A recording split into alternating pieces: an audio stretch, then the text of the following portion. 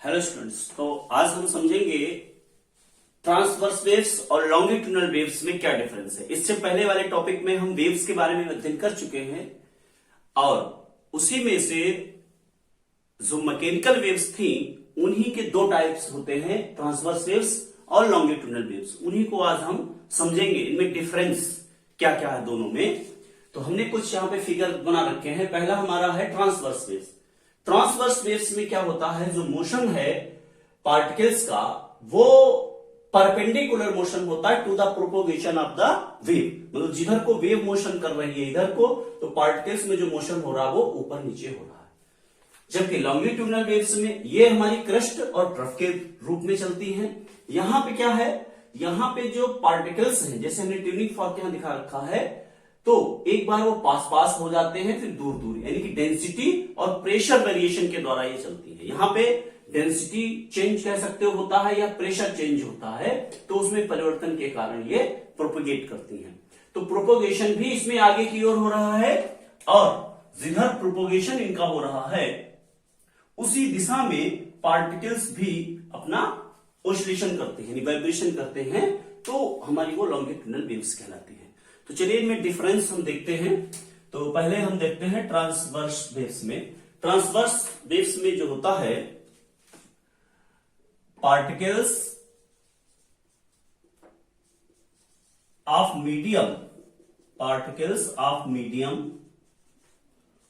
ओसिलेट्स, vibrates भी लिख सकते हो, ओसिलेट्स परपेंडिकुलर, शॉर्ट में मैं लिख के दे रहा हूं,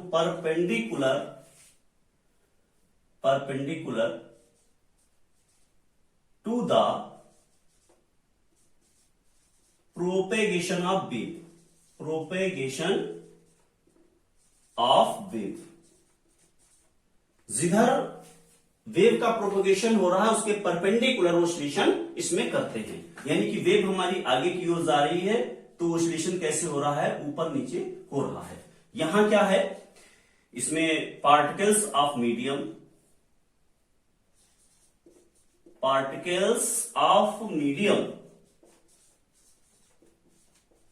oscillates along the direction of wave, जिधर हमारी वेव जा रही है उसी डायरेक्शन में मोशन करते हैं, वो हमारी कहलाती है लॉन्गिट्यूडनल वेव। नेक्स्ट, ये वेव जो चलती है क्रेस्ट और ट्रफ, जहां पे मैक्सिमम डिस्प्लेसमेंट होता है, ये हमारा डिस्प्लेसमेंट दिखा गया पॉजिटिव में, ऊपर प्लस में और नीचे निगेटिव में। तो मैक्सिमम डिस्प्लेसमेंट जो पॉजिटिव में है वो क्रेस्ट और जो निगेटिव में मैक्सिमम डिस्प्लेसमेंट है वो ट्रफ। तो it propagates in the form of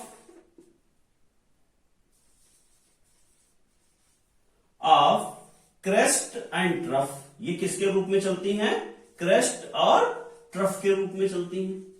यहां क्या है, यहां पे प्रेशर या डेंसिटी हमारा ज्यादा है, यहां पे मैक्सिमम डेंसिटी है, तो वो हमारा कंप्रेशन कहलाएगा। मैक्सिमम डेंसिटी कह सकते हो या मैक्सिमम प्रेशर, वो कंप्रेशन, और जहां पे कम है मिनिमम, वो रेयरफेक्शन है।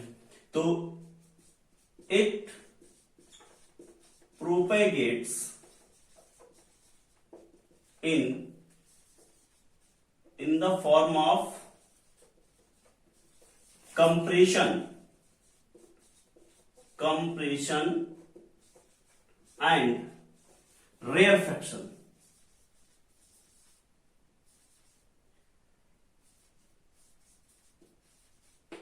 तो कंप्रेशन और रेयरफेक्शन के रूप में चलता है, रेयरफेक्शन। नेक्स्ट, ये जो हमारी ट्रांसवर्स वेव्स हैं ये चल सकती हैं, एक तो ये चल सकती हैं सॉलिड में, यानी जिसमें इलास्टिसिटी का मतलब ये है कि जैसे किसी चीज को हम प्रेशराइज कर देते हैं, दबा देते हैं और छोड़ते हैं तो फिर से अपनी पूर्व अवस्था में आ जाती है। तो इलास्टिसिटी जिनमें होती है उन्हीं में ये वेव्स ट्रेवल कर सकती हैं। तो ये हमारी जो वेव्स होती हैं, इट ट्रांसमिट्स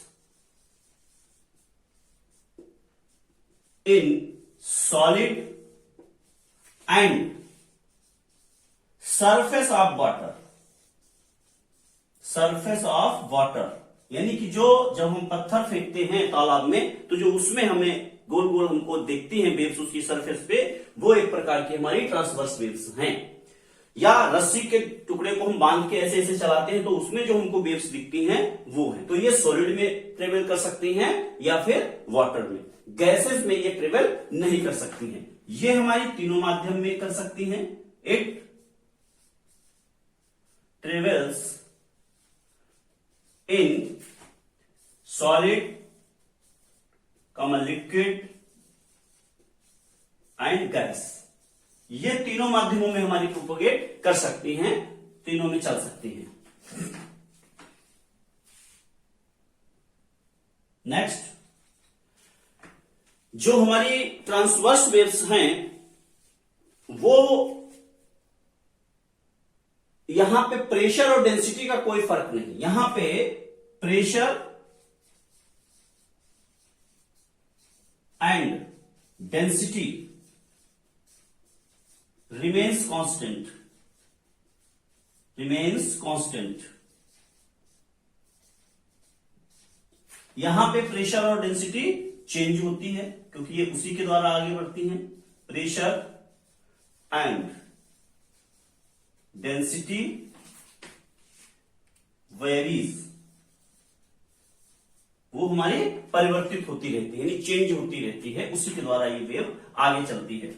यहां पे इनके यदि हम एग्जांपल्स की बात करें तो एग्जांपल में ये हमारा आ जाती हैं, एक तो